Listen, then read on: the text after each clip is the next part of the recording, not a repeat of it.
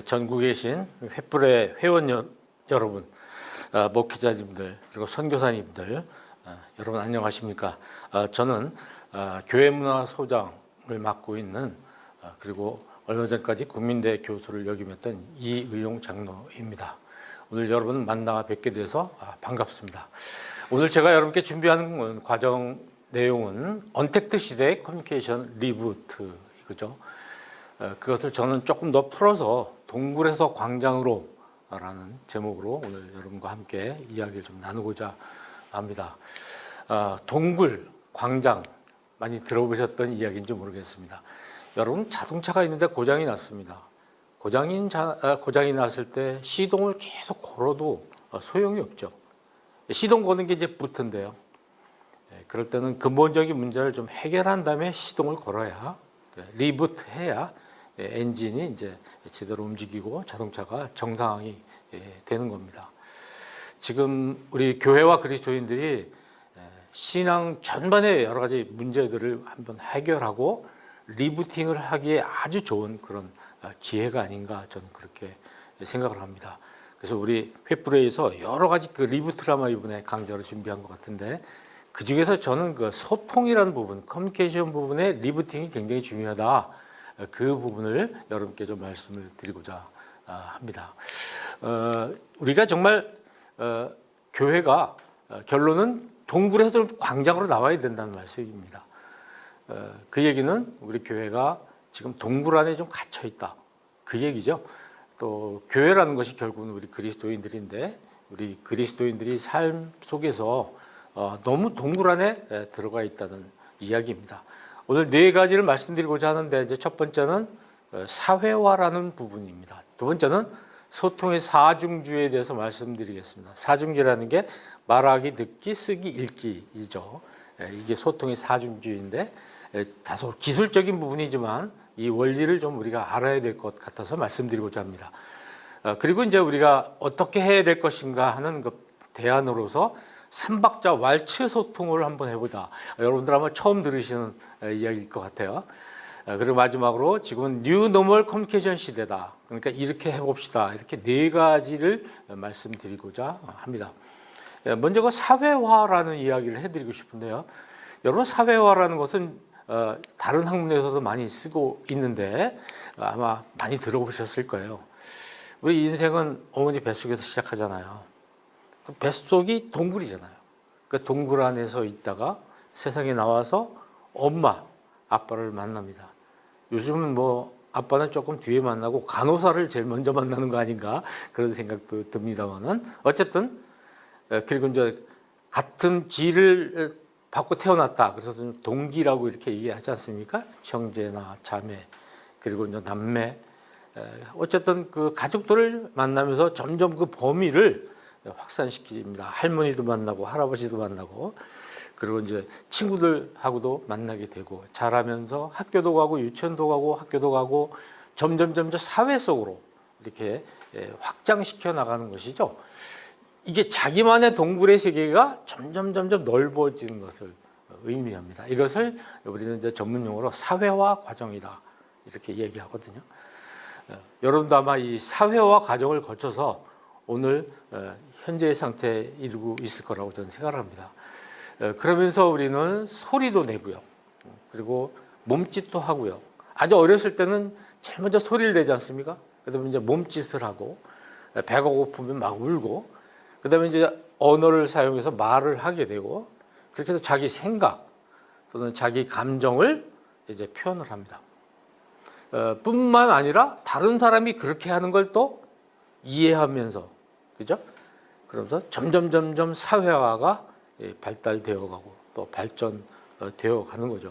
물론 이건 이제 사람에 따라서 그 속도가 상당히 다른 상황이 됩니다. 그러니까 이제 이것은 뭐냐면요. 어머니 뱃속에서 동굴, 그 동굴에서 세상으로 나오는 것, 그것만 꼭 의미하는 건 아닙니다. 그 공간이 바뀌었다.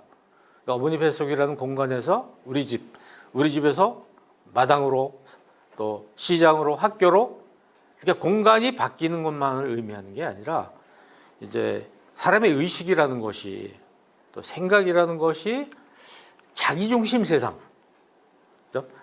나만의 세상에서 점점 다른 사람도 관심을 갖는, 다른 사람도 중심을 함께하는 세상으로 바뀌는 것이죠. 우리 기독교는 보다 적극적으로 다른 사람 중심의 세상으로 가라는 것을 가르치고 있습니다. 그러니까 나 중심의 세상, 동굴에서 나 혼자 살지 않습니까? 다른 사람 중심의 세상으로 축을 바꾸는 것이죠. 그러니까 이제 우리 사회화 또는 교육 이런 것이 의미하는 것은 오직 자기만을 위한 세상, I'm okay라는 그런 세상에서 You are okay 세상으로 가치관이 또 관심이 바뀌는 것을 의미합니다. 다시 말하면 동굴에서 광장으로 이제 나오는 것이죠. 네. 근데 정말 우리가 이 교육을 통해서 이런 과정을 잘 사회화 과정을 하고 있느냐면 사실 우리 학교의 교육이라든지 가정 교육은 이런 부분이 다 죽어 있잖아요. 예. 어떻게 공부합니까 요즘 학생들? 독서실에 가서 머리 이렇게 박고 공부하잖아요. 혼자. 사회화가 아닌 겁니다. 가장 사회화를 이뤄야 될 그런 시기에 사회화를 하지 못하고 가정으로 또 학교에 여러 사회 속에서 오히려 자기 동굴로 들어가서 바깥으로 나오지 못하는 그런 상황이 지금 되어 있어서 상당히 힘든 것이죠. 우리가 낯선 사람을 이렇게 만나지 않습니까? 어렸을 때 보면 아이가 낯가림을 이렇게 하거든요. 늘 엄마 품에 있다가 다른 사람을 만났을 때 이렇게 낯선 얼굴 보면 막 아이가 울고 힘들어 하는 것처럼 우리는 어른이 되어서도 이렇게 다른 사람, 새로운 사람을 만나고 거기에 적응하고 그들하고 소통하는 걸 굉장히 힘들어 합니다. 왜냐하면 굉장히 스트레스를 주거든요. 그러니까 저같이 이렇게 나이가 든 사람들도 새로운 사람 만나는 게 마냥 즐거운 건 아니에요. 한편으로는 즐겁고 또 새로운 사람을 만나야 된다는 걸 알았기 때문에 그렇게 노력을 하고 있지만 사실은 새로운 사람 만나는 건 굉장히 긴장되는 것이고요. 굉장히 복잡한 과정이 있죠. 내가 다 이렇게 상대방한테 노출되어야 되고 또 그 사람한테 예의를 지켜야 되고 그 사람이 나를 어떻게 생각할지 걱정되고 그래서 자기만의 동굴에서 그냥 살아가는 사람들이 굉장히 많아요. 그래서 나이가 들고 성장했는데도 불구하고 자기 동굴에서 계속 살아가는 사람들이 굉장히 많습니다. 우리 모두는 다 어느 정도는 그런 사람이라고 생각을 하죠. 어떤 사람이냐면 늘 같은 공간에 있는 사람들이 그렇습니다. 뭐 아침에 일어나서 하루 종일 같은 공간에 있다든지 출근해서 같은 공간에 있다든지 거기서 같은 사람을 만나는 사람, 늘 반복적으로 만나는 사람들, 그리고 같은 일을 매일 합니다. 똑같은 일을 반복해서 오늘도 내일도 그렇죠. 그러니까 이런 사람은 다른 공간에서 다른 사람하고 다른 일 하면서 사는 게 무지무지 힘든 거예요. 다른 공간으로 이동하는 것 자체가 힘들고요. 다른 사람들 만나는 게 아주 스트레스가 생기고 또 다른 일, 안 하던 새로운 일을 하는 게 굉장히 벅차고 힘들잖아요. 그렇다고 해서 우리가 자기 동굴에서 나오지 않으려고 한다면 우리는 늘 광장에서 살아가기가 점점 더 어려워지는 그런 존재가 되고 있는 거죠. 여담이지만 사람들하고 사회생활하면서 이야기를 해보면 어떤 사람들이 가장 그 소통이 잘 되느냐면요. 그 여행을 많이 해본 사람들이 제가 보기에는 제 경험에는 그렇습니다. 소통이 잘 됩니다. 여러 나라를 다녀보고 여러 문화를 겪고 새로운 사람들을 만나보고 다른 언어권에 가보고 그러니까 내가 생각하고 있는 게 절대적인 게 아니구나 하는 것을 잘 아는 거예요. 그래서 다른 사람하고 쉽게 이렇게 융화가 되는데 늘 같은 공간에 오랫동안 사람들도 별로 만나지 않고 만나도 늘 반복적으로 만나고 일도 같은 일만 하는 사람들은 도대체 다른 공간이나 다른 사람 만나고 다른 일을 하게 되면 그 적응하기가 굉장히 어렵습니다. 어떤 사람들인가요? 전문가, 학자, 예술가 이런 사람들이 바로 그런 사람들이죠. 얼마 전에 우리 한국이 나온 세계적인 지휘자 아시겠죠? 누구신지. 오케스트라에 문제가 좀 생겼어요. 굉장히 억울한 상황이 됐다고 본인이 얘기를 하면서 나는 음악밖에 모른다 이렇게 얘기를 했어요. 그렇죠. 세계적인 분이지만 사실은 그분도 이렇게 자기 동굴에서 갇혀 살 수밖에 없는 분이죠. 늘 하는 일이 반복적이지 않습니까? 그래서 이제 정치인들이라든지 고위 관리 이런 사람들, 또 회사에 굉장히 높은 자리에 있는 사람들, 이런 분들은 인해 장벽에 갇혀 있거든요. 만날 수 있는 사람이 한계가 있는 거예요. 늘 자주 보는 그 자기 주변의 사람들하고만 대화를 하고 그들을 보면서 그 조직 전체의 상황을 파악을 하는데 거기서 굉장히 많은 문제가 생기죠. 현장에 안 가보니까. 그래서 옛날에 왕들도 이렇게 좀 변장을 하고 사회 속으로 들어가서 일반 서민들하고 이야기도 해보고 사람들이 살아가는 모습도 보고 그랬다는 것이죠. 그게 필요합니다. 우리 아이들 아까도 말씀드렸지만 집, 학교, 학원밖에 안 다니잖아요. 이 아이들은 늘 반복적이고 하는 일도 똑같고 뭐 어떤 문제가 생기냐면 바로 아까 얘기한 동굴의 삶을 살게 된다는 거죠. 뭐 행정고시, 뭐 사법고시 이런 고시들이 많이 있었고 또 변화되고 있지만 5년, 6년, 7년을 계속 심지어 어떤 분은 10년 가까이 그 고시 공부하느라고 그 동굴 속에 들어가도 혼자 공부하는 이런 분들. 이런 분들이 나왔을 때 사회에서 다른 사람들하고 정상적인 의사소통을 하면서 살아갈 수 있을까? 사회화가 가능할까? 이런 걸 많이 보게 됩니다. 그렇게 되면 사회하고 소통을 잘 못합니다. 사회 사람들이 생각하는 거하고 다른 생각을 할 수 있고 이게 맞추지를 못하는 것이죠. 그래서 저는 목회자들을 어떤가 이렇게 생각을 해봐요. 우리가 이제 이런 강의를 듣고 그러면요, 자기가 생각하는 거하고 똑같은 걸 강사가 얘기해줘서 역시 내 생각이 맞다 그러면 자기 생각을 굳히는 거, 그거는 별로 좋지 않다고 생각해요. 오히려 강사의 얘기를 들어보니까 지금까지 내가 생각하고 있는 게 조금 좀 부딪혀오고 약간 마음이 불편하다. 뭐 그렇다면 여러분 은혜 받으시는 거 아닌가 이렇게 생각을 하는데, 도대체 우리 목회자들을 위해서 누가 어떤 이야기를 해주겠어요? 쓴소리를 누가 해주겠어요? 목회자들에게 쓴소리를 해줄 사람이 없어요. 그러니까 결국 목회자들은 사회화가 잘 안 될 가능성이 높은 거예요. 늘 같은 공간에서 같은 사람들만 만나고 늘 같은 활동만 하잖아요. 그러니까 목회자들은 사실은 본인들만 모르지 다른 사람이 볼 땐 굉장한 그 동굴 안에 갇혀 있을 가능성이 굉장히 많다는 겁니다. 특히 그 개교회 목회하시는 목회자들은 특히 그렇죠. 근데 반면에 선교사님들은 안 그런 것 같아요. 제가 만나본 선교사님들은 거의 뭐 사업가 같은 그런 어떤 다양한 어떤 능력도 있고 소통도 되고 좀 그런 경향이 있다. 반드시 그렇다는 건 아닙니다만 그렇게 다르다는 걸 말씀드리는 거예요. 자, 동굴형 인사들은 어떤가요? 그러니까 자기하고 다른 사람을 만나는 거 싫어요. 안 만나려고 그래요. 저는 가끔 목사님들이 설교 드리면서 목사님이 자기 동창들하고 관계 다 끊고 친구들하고 다 끊고 뭐 좀 그렇게 얘기를 하시는데, 아니 왜 고등학교, 중학교, 대학교 그 동창들하고 왜 관계를 끊습니까? 그 사람들 왜 안 만납니까? 동창회 왜 안 나갑니까? 이해할 수가 없어요, 저는. 이게 제 생각이니까 여러분 그냥 한번 들어보시기 바랍니다. 그 이야기를 나눌 수가 없어요. 거기 가면 화제가 공통된 부분이 없는 거예요. 그러니까 안 나가는 거예요, 거기. 자, 벌써 사회화가 점점 중단됐다는 얘기입니다. 경험의 세계가 다르고 공통되는 부분이 좁으니까 뭐라 그럴까, 만나서 할 얘기가 없는 거예요. 상대방 이야기에 배경 지식 없죠? 흥미 없죠? 또 옆에서 술 마시죠? 술 안 마시니까 정말 심심하고 재미없는 거예요. 이건 목사님들만 그런 게 아니고 우리 직장인들도 마찬가지라는 거예요. 크리스찬 직장인들이 직장 있는 사람들하고 같이 어울리지 못하는 이유가 뭐예요?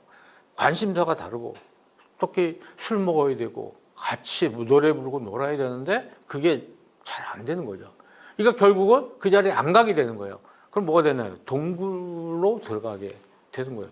그러니까 본인만은 편할지 모르지만 주변 사람들은 정말 소통이 안 되는 사람이라고 생각할 수도 있어요. 그러니까 이제 이야기를 하다 보면 어느 한 사람은 자기 세계의 이야기를 막 하는데 상대방은 못 알아듣고 또 저 사람 이야기할 때 나는 못 알아듣고 이야기가 겉도는 것이죠. 저는 우리가 인생을 풍요롭게 살기 위해서는 중단 없는 사회화를 해야 된다 이렇게 생각을 합니다. 다른 종교에 있는 사람들하고도 소통을 해야 되고요. 왜 안 합니까? 왜 상종을 안 합니까?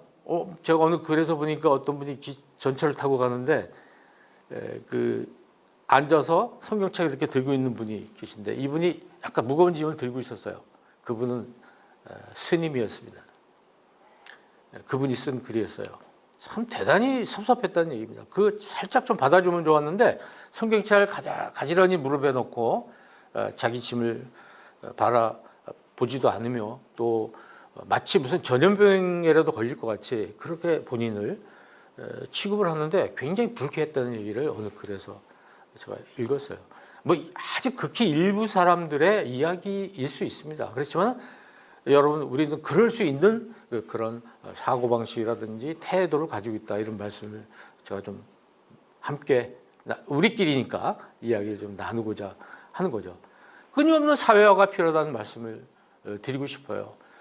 그러니까 동굴에서 광장으로 나오면 어떨까요, 여러분? 동굴에서 광장으로 나오면요 불편한 점이 있고 아주 편리한 점이 있는 거예요. 그러니까 즉 사회화가 되면요 불편한 게 있고 막 스트레스가 와요. 아주 즐거운 게 있는 거예요. 새로운 세상이 또 기다리고 있어요. 그러니까 우리 어떻게 해야 되느냐? 스트레스가 없는 세상, 굉장히 불편한 것이 무엇인가 살펴보고 이제 그렇지 않고 좋은 것이 무엇인가를 우리 한번 생각해 보자고요. 이게 굉장히 불편해요. 다른 사람하고 소통을 해야 돼요. 말하고 들어야 되는 거예요. 귀찮아요. 아주 무척 귀찮은 일이죠.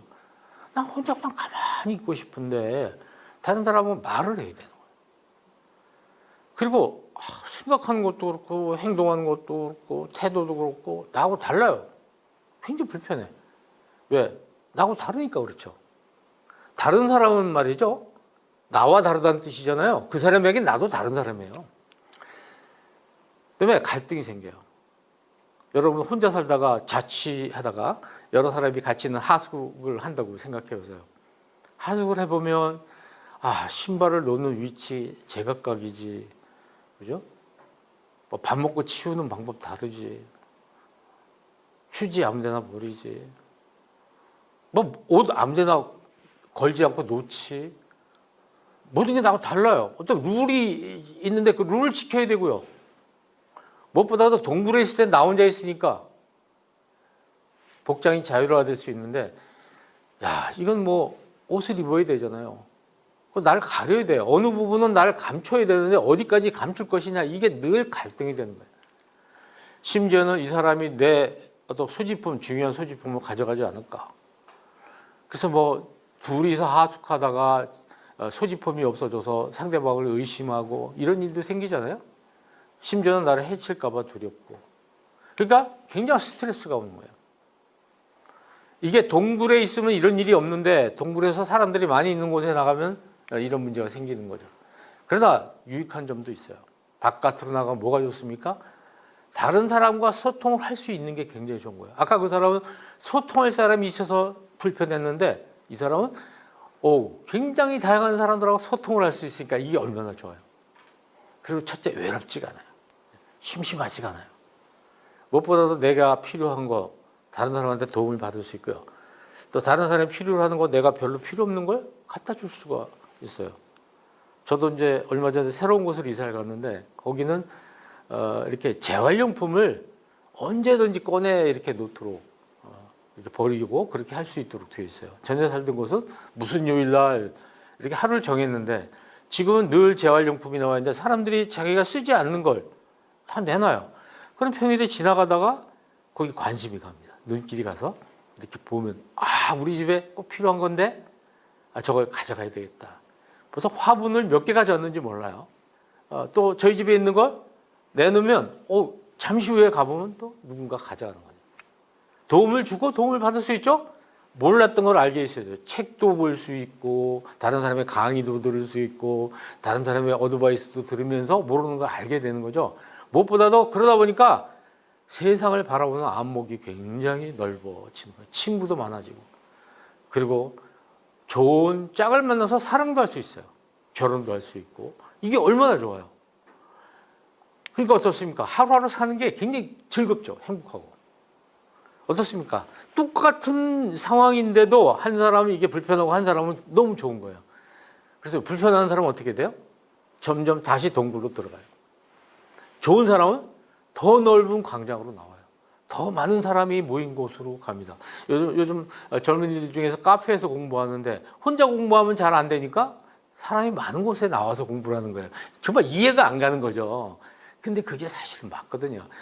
독서실에 가서 머리 박고 공부하는 나라 우리나라밖에 없을 거야. 아마 OECD 중에서 다들 열린 공간에서 공부합니다. 같이 대화하고. 독서실이 조용한 나라도 별로 없을 것이고요. 도서관 같은 데가 조용한 곳이 없어요. 이스라엘 사람들이 모인 도서관 가보면 막 와글와글 같은 책을 놓고 둘이 앉아가지고 서로 막 토론을 합니다.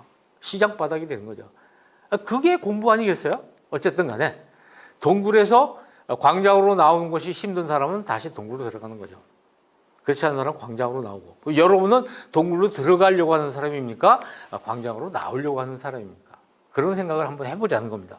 자, 이제 두 번째 챕터에서 말씀드리고 싶은 것은 말하기, 듣기, 쓰기, 읽기라는 이 네 가지가 소통에서 굉장히 중요하죠. 결국 따져보면 말하기, 쓰기라는 것은 나를 표현하는 거고, 듣기, 읽기라는 것은 상대방의 표현을 내가 이렇게 수용하는 것이잖아요. 그래서 이걸 통해서 우리는 서로 공유합니다. 내가 가지고 있는 생각이라든지 뭐 이런 것들이 다 함께 공유가 되는 거죠. 그래서 소통을 어떤 분은 전달하는 거다 이렇게 얘기를 하는데, 전달한 결과가 소통입니다. 그래서 소통이 굉장히 기독교에서 중요한 것이 성찬식이 커뮤니온, 이거 성찬식도 소통이란 말에서 나온 거거든요. 예수님과 하나님과 우리 사이에 이게 소통이고, 관계라는 게 이게 다 소통이에요. 어쨌든 자기 생각을 상대방한테 표현하고 상대방의 생각과 감정을 내가 이렇게 전달받아서 결과는 뭐냐면 공유하게 되는 거죠. 저 사람 머릿속에 있는 거, 마음속에 있는 거가 나한테도, 내 마음속에 머릿속에 있는 것이 저 사람한테도 같이 동시에 공유되는 것이죠. 그래서 이제 말하기, 듣기, 쓰기, 읽기라는 것, 다시 말하면 나를 표현하고 상대방의 표현을 받아들이는, 이거는 소통의 근육이에요. 근육. 이 근육이 잘 돼야지 말하자면 광장 생활을 할 수가 있어요. 여럿이. 근데 이게 잘 안 되는 분은 광장 생활을 거부하는 거죠. 불편해하고 굉장히 힘들어하죠. 이게 말하기를 통해서 나를 공개하는 거예요. 내 얘기를 많이 함으로써 상대방이 나를 알게 되잖아요. 근데 듣기, 상대방이 어떤 이야기를 막 할 때 잘 들어보면요, 상대방을 알게 될 뿐만 아니라 그 이야기 속에서 거기 그 사람에게 비친 내 모습도 엿보게 돼요. 이게 굉장히 중요한 부분입니다. 그러니까 나는 내가 알고 있는 나를 얘기하는데 상대방이 알고 있는 나는 모르잖아요. 남에게 비친 내 모습이 그 사람과의 이야기 속에서 살짝 비치는 걸 봐요. 그래서 이야기를 많이 듣는 사람은 내가 누군지 알아요. 근데 얘기를 듣지 않는 사람은 내가 누군지 잘 몰라요. 그래서 경청이 중요한 이유 중에 하나는 상대방도 알게 되지만 그걸 통해서 나도 알게 된다. 그러니까 우리가 듣기가 굉장히 중요하다는 얘기는 그래서 나오는 겁니다. 자, 말하기가 있고 듣기가 있잖아요. 여기 그림에 나온 대로 말하기를 잘하는 사람이 있고 밑에는 말하기를 안 하는 거예요. 듣기 잘하는 사람이 있고 듣기를 안 하는 사람이 있는 거예요. 그러면 이 공간은 말도 잘하고 남의 말도 잘 듣는 사람이죠. 이 사람은 정반대 사람이에요. 굉장히 폐쇄적인 사람이에요. 자기 말도 안 하고 남의 말도 듣지도 않아요. 자, 이 경우는 극단적인 겁니다. 뭐 다시 말하면 이제 첫 번째 있는 저 부분은 굉장히 이상적인 거고, 맨 밑에 있는 이 반대 방향은 정말 문제가 심각한 상황입니다. 자, 이건 뭔가요? 자기 말을 안 하고 남의 말만 들어요. 이게 뭐예요? 간첩이죠, 간첩.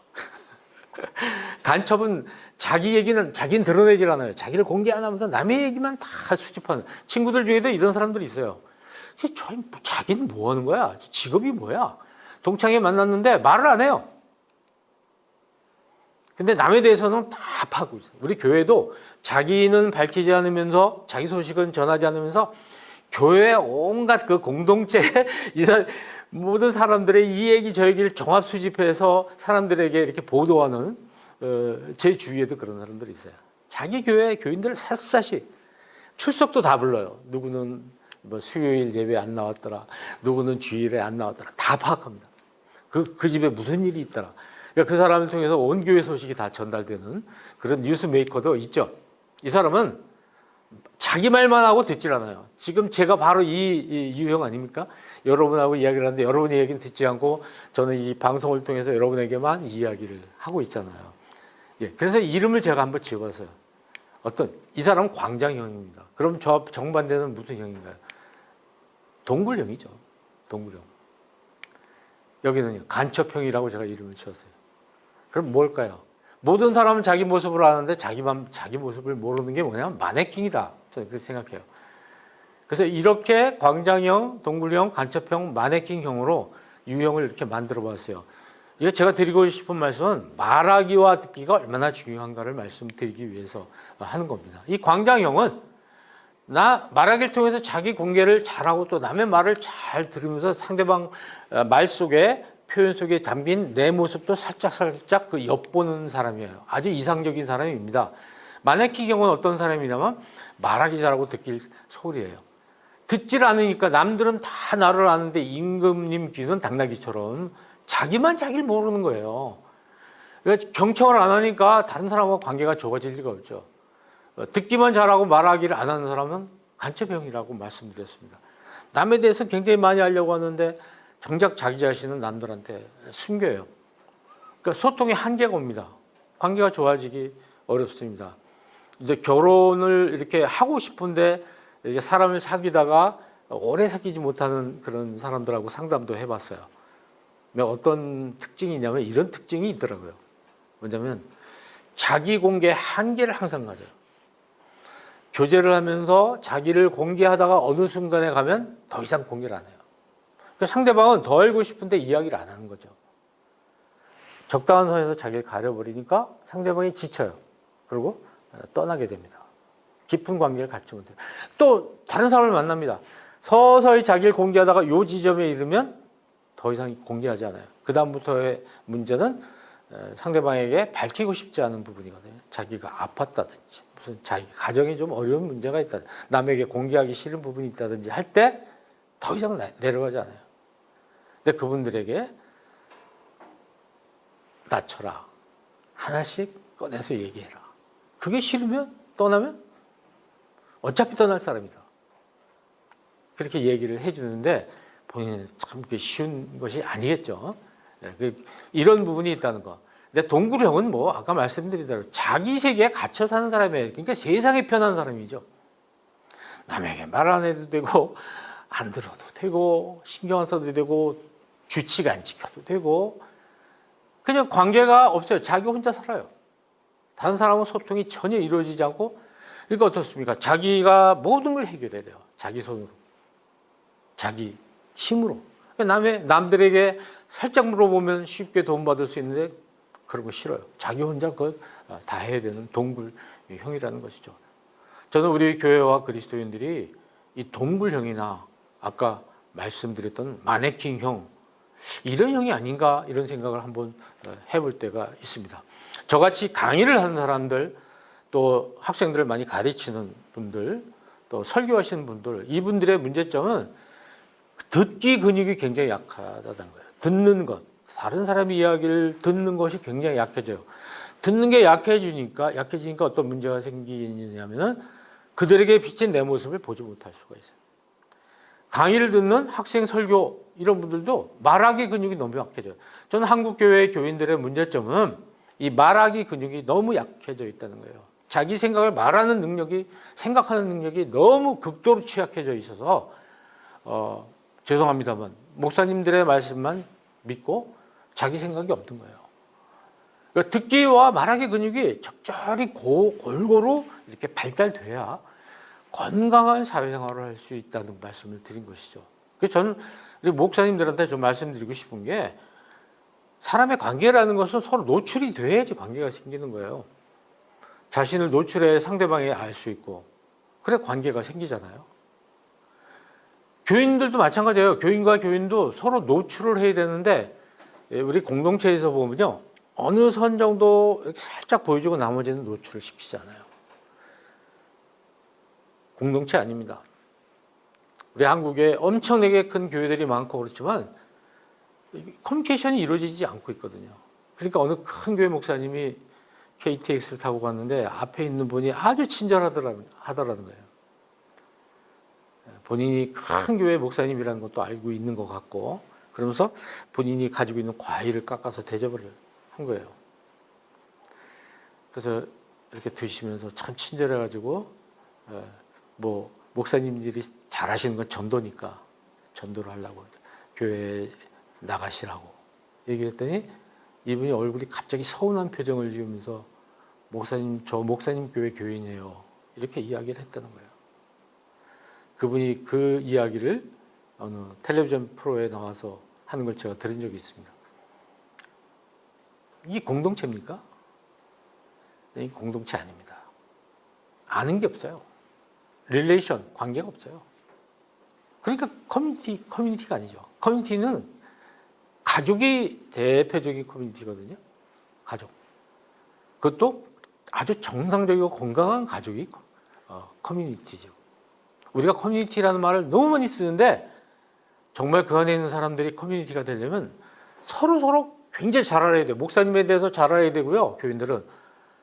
목사님은 교인들을 잘 알아야 됩니다. 그리고 교인들과 교인들이 서로 잘 알아야 돼요. 그렇다고 개인정보를 다 오픈해야 된다는 얘기는 아닙니다. 우리가 그리스도인이라는 신앙의 어떤 기반, 이걸 서로 잘 알아야 되고요. 그리고 이제 또 많은 부분을 서로 노출할 수 있는 관계가 돼야 되는데 신뢰관계가 형성이 안 되고 누가 누군지 모르니까 감추는 거예요. 그러면 도시에 걸어가는 사람 100명하고 교인 100명하고 어떤 차이가 있겠는가 한번 생각해 보자는 것이요. 우리 중대형 규모의 교회에서 이게 관계가 가능할까? 이런 소통, 공동체 이런 것이 가능한가? 정말 우리가 깊이 성찰해야 되는 상황입니다. 저는 목사님들이 참다운 신앙 공동체가 되려면 자기 좀 노출했으면 좋겠어요. 자기 신앙 생활을 어떻게 하고 있는지. 왜? 교인들은요, 목사님을 하나의 모델로 보거든요. 목사님이 어떻게 신앙 생활을 하는지 보고 싶어요. 자녀 교육은 어떻게 시키고 싶고, 또 있고, 또 어떻게 경제 생활을 하고 있고, 뭐, 모든 게 굉장히 궁금해요. 그런데 우리 목사님들은요, 감춥니다. 보여주지 않아요. 왜? 알면 은혜가 안 된다는 거예요. 모르는 게 은혜가 안 되는 거죠. 왜 알려주지 않습니까? 왜 공개하지 않습니까? 이게 소통이 굉장히 중요한 문제예요. 근데 교인들은 목회자의 삶을 좀 배우고 싶은 것이지 목회자가 말씀하시는 내용 그걸 듣고 싶은 건 아니에요. 그건 방송에서도 많이 볼 수 있는 거 아닙니까? 그래서 저는 목사님들이 자기의 삶을 감추고 연예인처럼 이 강단이란 무대에서 말로만 많은 걸 이렇게 가르치고 이것이 얼마나 효과가 있을까 그런 생각을 해보는 겁니다. 연예인들은 철저하게 자기를 가리잖아요. 평상시의 삶을 보여줘야 되는 것입니다. 나는 이런 괴로운 문제는 누구에게 다가올 수 있는데 나는 이렇게 해결합니다. 그러니까 여러분 이렇게 하십시오 하고 말하는 것이 그 살아있는 설교가 되어야 되는데 다 감춰요. 그리고 입으로만 얘기하는 거예요. 뭐 거듭 말씀드리지만 제가 조금 쓴소리 하는 거 여러분이 공부하시는 입장에서 또 이런 말 듣기가 힘듭니다. 또 이해 관계가 있는 분들은 이런 얘기를 잘 안 해요. 여러분 메시지보다 메신저가 중요하다는 얘기는 곳곳에서 많이 들리고 있어요. 말보다 삶이 훨씬 더 설득력이 있습니다. 그러니까 간디가 My life is my message. 더 진하게 말씀드린다면 내가 살고 있는 게 내 설교입니다. 이런 뜻입니다. 내 삶을 보세요. 이게 제가 여러분에게 가르쳐드리고자 하는 것입니다. 삶을 가리고 My word is my message가 돼버리면 그거는 누구나 할 수 있는 거예요. 언변이 좋은 사람이라면 누구나 할 수 있는 것이죠. 여러분 히든 커리큘럼이라는 얘기 들어보셨나요? 학생은 교사가 가르치는 내용보다 교사의 삶과 가르치는 방식과 태도를 배운다는 거예요. 그러니까 1시간 동안이지만 강의할 때 학생들하고 대화하고 어떤 방식으로 학생들을 존중하고 있고 그런 태도 있잖아요. 그러니까 삶의 태도 이걸 보는 거예요. 얼마나 시간을 잘 지키고 얼마나 열정적으로 철저하게 준비해서 그 삶을 만들어가는지 그걸 학생들을 기억하고 학교를 졸업하고 10년이 돼도 그걸 기억하는데 교수님이 수업 시간에 얘기한 막 가르친 내용들은 별로 기억하지 못한다는 이야기입니다. 저도 어렸을 때 저를 가르쳤던 목사님이나 장로님이나 이런 어른들, 신앙의 선배들의 기억을 살펴보면 그분들이 이렇게 저희한테 한 얘기는 기억이 안 나요. 거의 그분들이 보여줬던 행동들이 때로는 어두운 행동도 있고 밝은 행동도 있는데 그것들이 기억이 납니다. 여러분, 왈츠 소통을 하자는 거예요. 왈츠는 뭔가요? 음악이라는 건 2박자 계통하고 3박자 계통이 있어요. 2박자 계통은 4박자도 결국은 2박자로 다시 나뉘니까 2박자는 주로 행진곡, 3박자는 춤으로 이렇게 춤곡으로 쓰이잖아요. 대표적인 게 왈츠인데요. 소통에도 2박자가 있어요. 지금 이거는요 2박자입니다. 제가 말하죠, 여러분 듣죠, 끝입니다. 가고 끝납니다. 가고 끝납니다. 보울링하고 똑같아요. 제가 핀을 향해서 던져서 쓰러뜨리고 끝나는 거예요. 다시 저는 볼로 다시 던지는 거예요.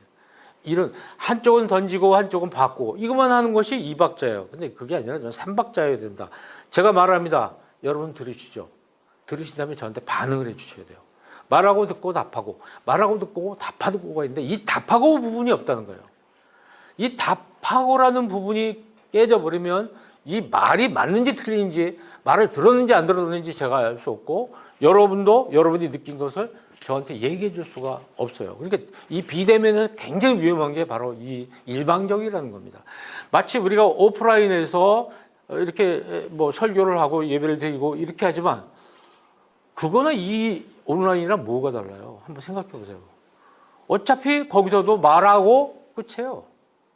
그럼 구태여 예배당에 가서 앉아서 예배를 드릴 의미를 사람들이 찾을 수 있을까 하는 문제가 생기는 거죠. 제가 왈츠 소통이라는 말을 쓰는데 이것도 긍정적인 응답만을 요구하는 2박자 소통이라는 거죠. 이야기하고 믿습니까? 아멘. 끝이에요. 그 중에는 궁금한 게 있는데 물어볼 방법이 없어요. 비판하고 싶은데 비판 못해요. 생각할 시간 주지 않아요. 답을 말해버려요.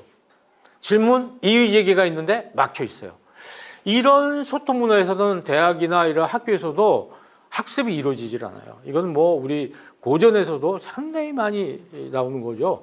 여러분이 학문이라는 게 학문이 무슨 뜻입니까? 학, 배울 학, 문, 질문하는 거예요. 자기가 스스로 익히고 물어보는 게 학문이란 말이죠. 그러니까 건강한 공동체가 잘 이루어지지 않아요. 그 교회 내부에서 다소 우리들끼리 비판하고 긍정적인 의미에서 비판을 해주고 그래서 문제를 해결하고 그럼 될 것인데 이게 교회 안에서 문제를 해결이 안 되니까 이게 교회 바깥으로 이것이 나가서 굉장히 큰 문제로 비화가 되고 법정으로 가고 지금 여러분들 기독교인이 아닌 일반 비신자를 대상으로 한 조사에서 교회와 그리스도인에 대한 신뢰도가 9%로 추락했습니다. 이 9%는요 정말 이건 대단한 충격이 아닌가 이런 생각을 해보는 거죠. 성경 공부나 설교도 저는 궁금증을 남겨서는 안 된다는 거예요. 물어보게 해줘야 돼요. 근데 질문을 봉쇄하고 묻지 마세요. 어느 아직 짧은 연륜에 있는 목사님이나 전도사님들은 성경 공부하면서 질문하지 마세요. 저 아직 잘 모르거든요. 이렇게 얘기를 하는데 같이 질문하고 주고받으면서 투웨이 커뮤니케이션을 하면서 왈츠 소통을 한다면 같이 배우는 거죠. 질문하는 사람도 오래 신앙생활한 교인들한테 배울 생각을 해요. 가르치는 사람도 오래 신앙생활한 분한테 배워야 되는 것이고 당연히 서로 물으면서 질문하고 토론하고 그래야 되잖아요. 왜 이게 안 이루어지고 일방적으로 얘기하고 이 사람은 그 얘기 100% 받아들여야 되는 이런 것이 우리 사회에 어디 있습니까? 이것은 정말 우리 교회가 빨리 시급히 가르쳐야 되고 저는 이제 교사들이나 목사님들한테 강의할 때마다 말씀드리는 게 질문을 받지 않으려면 가르치지 말아야 된다는 거예요. 질문에서 모르면 모른다고라도 답을 해줄 수 있어야 되는 것이죠. 의사결정도 마찬가지예요. 교회에 여러 가지 의사결정 기구들이 질문과 토론이 없어요. 그냥 일사천리예요. 특히 여러 세대, 여러 전문 분야의 대표자들이 골고루 이렇게 참여하는 의사결정 구조가 되어야 되는데 오늘 뭐 저도 거기 해당되니까 말씀드린다면은 60대 중심의 당회가 중심으로 하는 의사결정 구조가 도대체 지금 이렇게 다양화되는 디지털 세대의 어떤 생각과 의견 이걸 받아들일 수가 있습니까? 담을 수가 있느냐? 저는 굉장히 이걸 우리 교회에 시급한 과제가 아닌가 이런 생각을 해봅니다. 지금은 뉴노멀 시대거든요. 뉴노멀에서도 커뮤니케이션도 뉴노멀 커뮤니케이션 시대가 되었어요. 새로운 시대가 된 거죠. 뉴노멀이라는 게 뭡니까? 지금까지의 기준이 이거를 기준이 바뀌는 거죠. 우리나라가 지금 일본의 시각을 동경 시각을 쓰고 있잖아요. 표준 시각을. 북한이 얼마 전에 30분 이게 늦췄나요? 그 북한이 일본보다 30분 늦춰서 쓰고 있었죠. 그게 이제 그들에게 뉴노멀이죠. 지금도 아파트 평수를 얘기할 때 우리는 평이라고 얘기하는데 저는 다른 분들은 젊은 분들은 세제곱미터로 이렇게 얘기를 제곱미터로 얘기를 하잖아요. 몇 넓이가 어떻게 되느냐. 그러니까 킬로그램, 관, 근으로 따지려 이게 기준이 달라진 거예요. 그리고 우측 통행, 좌측 통행도 지금 달라졌죠. 우리가 걸어갈 때 사람이 오른쪽에 가거든요. 만약에 이제 제가 옛날에 패러다임이라고 할 수 있는 옛날 노멀로 한다면 어떻게 됩니까? 저는 좌측 통행을 하는 거죠. 그러니까 우측 통행하는 사람하고 부딪히게 되어 있는 거예요. 지금 곳곳에서 이 노멀과 뉴노멀의 갈등이 굉장히 심해지는 거죠. 과거에는 BC, AD로 이렇게 시대를 나눴습니다. 예수님 시대를 중심으로 이렇게 나눴는데 요새는 뭐 그렇게 안 하죠. BC, Before Corona, AC, After Corona. 그 정도로 최근에 상황이 굉장히 달라졌어요. 여러분 지금 우리에게 도도히 흐르고 있는 변화의 물결이 뭡니까? 4차 산업혁명이잖아요.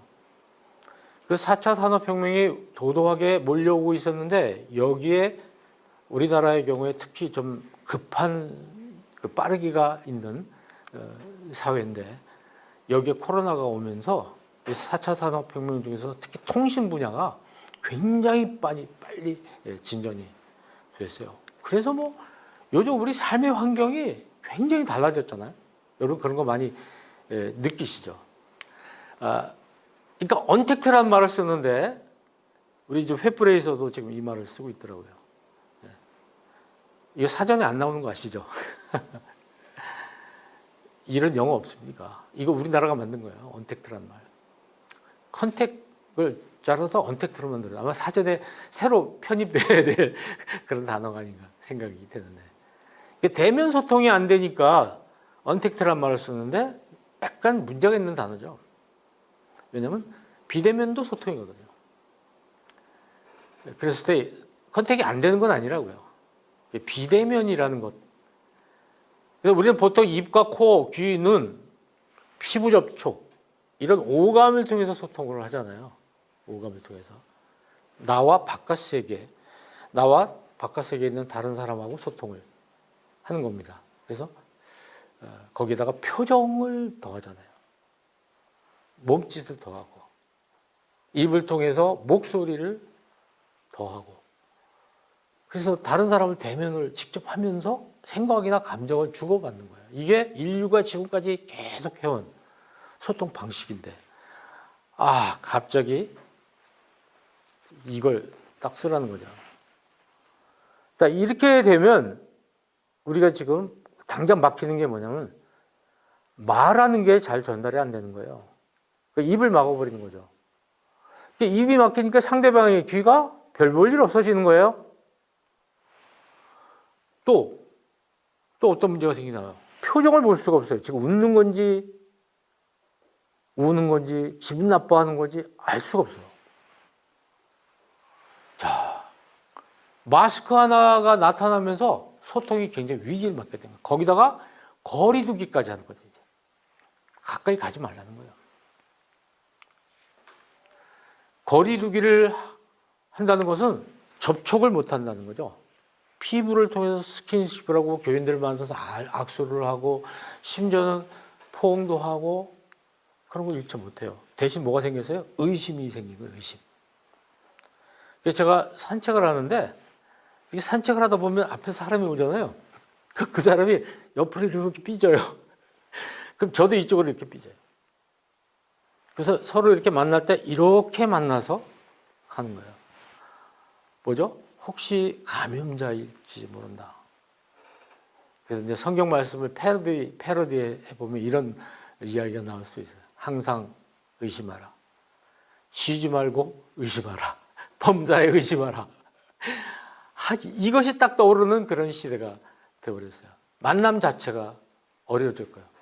이제 교회 활동은 치명적인 타격을 입고 있는 거죠. 앞으로 교회가 어떻게 할 것이냐. 저는 현재 상황을 언택트 시대가 아니라 뉴노멀 소통 시대라는 걸 인식해야 된다는 거예요. 그래서 전화라든지 유튜브, SNS, 화상회의 이런 것들이 우리한테 쓰이고 있는데 이거를 우리 교회에서 온라인 예배라든가 이런 걸로 많이 정착시켜 나가고 있잖아요. 이걸 통해서 우리가 시간과 공간이라는 장벽을 적극적으로 줄이는 쪽으로 활용해야 된다. 앞으로 이제 백신이 보급되고 바이러스가 좀 퇴치된다면 어떻게 될 것인가? 저는 과거를 회귀하지 않는다고 생각해요. 이 상태가 상당히 갈 겁니다. 온라인 예배 계속 해야 될 것 같고요. 왜냐하면 이 방식에 상당히 익숙해져 있기 때문에 그렇습니다.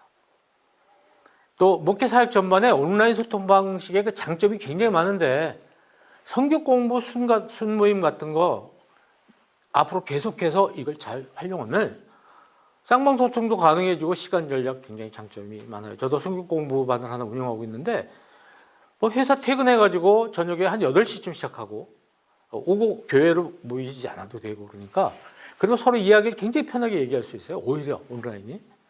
그럼 앞으로 교회, 교사회나 당회, 재직회, 공동회의도 가능한 거예요. 큰 교회들 같은 경우에 지금 공동회에 재직회 사람들 얼마 안 모이잖아요.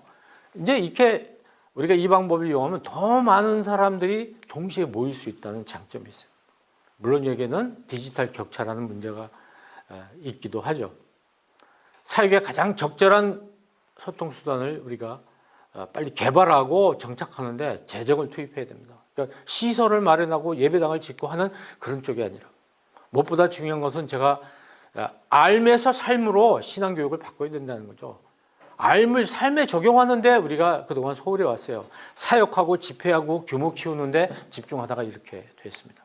그러니까 굉장히 많은 문제가 생겼죠. 아픈 이야기지만 여러분 교인들에게 일상을 누릴 수 있는 시간적 여유를 좀 주십시오. 너무 많은 모임을 갖지 않았으면 좋겠어요. 일상생활에서 자기 그리스도인으로서의 실력을 좀 발휘할 수 있는 시간을 주시고요. 이웃도 좀 만나고 친척도 만나고 가족들끼리 여행도 하고 그럴 수 있게 좀 여유를 좀 만들어 줬으면 좋겠어요. 그러려면 교인들의 생활이 행복한지 한번 조사해 봤으면 좋겠고 교인들이 신앙교육도 교회 예배당 안에서가 아니라 일반 사회 속에서 직장 속에서 훌륭한 시민으로 살아가고 있는지 관심 갖고 조사도 좀 해보고 그쪽이 신앙의 무대가 되도록 했으면 좋겠고 저는 지역사회와 소통을 잘해야 되겠다는 생각이 듭니다. 우리가 마네킹 유행인지 동굴 유형인지 한번 살펴봐야 됩니다. 그 지역사회가 우리 교회에 원하는 게 뭔지 한번 조사 좀 해보셨으면 좋겠어요. 교단에 여러 교회들이 노예로 있지만 같은 지역에 있지 않아요. 사람들은 같은 동네에 있는 서로 다른 교단을 다 같은 교회로 본다는 거죠. 그럼 그 목사님들이 좀 연합을 해서 교회들이 연합을 해서 촌장이 되어가지고 지역사회 봉사에 나섰으면 좋겠다. 동네 주민들하고 같이 뭔가 그 지역사회를 좀 잘 살 수 있는 곳을 만들기 위해서 뭐 휴지 줍기 운동이라도 벌이고 주차 잘하기라도 하고 그래서 지역 주민들로부터 좀 칭송을 받는 교회가 됐으면 좋겠다는 겁니다. 계속해서 높은 데서 내려다보면서 여러분은 죄인입니다. 여러분 다이어를 우리 주파수에 맞추세요 하고 이렇게 하는 그 거만한 선교 방식이라는 것은 예수님 방식하고 맞지 않는다 봅니다. 예수님은 예수님의 다이어를 우리 주파수에 맞추셨단 말이죠. 이게 바로 성육신 소통이다. 예배당이라는 동굴에서 나와서 사회로 나가야 된다. 우리 교회가 좀 사회화 되어야 됩니다. 그냥 사회하고 담쌓고 있는 것이 우리 교회가 아니죠. 그게 그리스도의 모습은 아니다. 교회의 사회화가 정말 시급하고 특히 목회자, 사역자들의 사회화가 우리들에게 당면한 문제라고 생각을 합니다. 오늘 사회화에 대해서 말씀드렸죠. 소통 잘해야 된다. 삼박자왈츠 말하고 듣고 답하고라는 부분 이 부분을 신경 쓰자 살리자. 그리고 뉴노멀 시대의 커뮤니케이션 시대에 우리 교회가 할 것이 무엇이 있는가 그런 부분에 대해서 여러분께 말씀을 드렸습니다. 지금 우리 없앨 게 뭡니까? 줄일 건 뭐고 새로 시작할 건 뭐고 더 키우거나 늘릴 것은 무엇인지 이것을 생각해 보셨으면 좋겠습니다. 오늘 강의 열심히 들어주셔서 감사합니다. 기도하겠습니다. 하나님, 우리 교회는 혹시 동굴형 교회가 아닌지 마네킹 교회가 아닌지 되돌아보게 하여 주시옵소서. 우리 교회가 예수님처럼 낮은 모습으로 그들의 사이에 들어가서 그들과 소통하면서 그들에게 하늘의 비밀을 전해주는 그런 광장형 교회가 또 광장형 그리스도인이 되도록 주님께서 함께해 주시옵소서. 예수 이름 받들어 간절히 기도합니다. 아멘.